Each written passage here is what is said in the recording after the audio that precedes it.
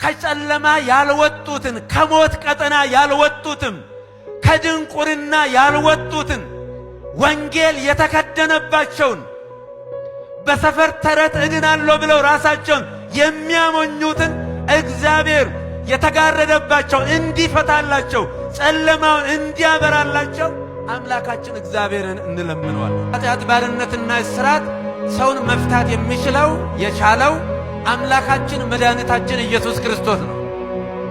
ታላላቁ አባቶቻችን እነ አብርሃም፣ እነ ይስሐቅ፣ እነ ያዕቆብ እንኳን ሰውን ከእስራት ሊፈቱ ራሳቸውንም ከእስራት መፍታት አልቻሉ።